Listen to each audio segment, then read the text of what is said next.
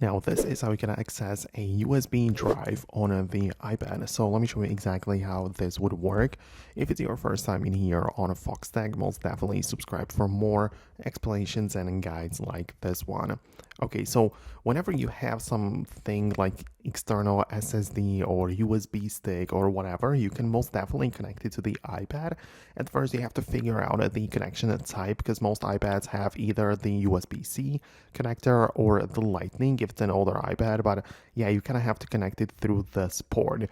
So you might need to use an extension or some kind of dongle or whatever you use to connect it, but you can most definitely set that up. But once you do connect that USB stick or drive, whatever it is, you will need to wait for it a little bit for the stick to be recognized, but then you can go to the Files app, which is the built-in Files browser, and in the left panel, like in the sidebar, you can manage all of your different locations.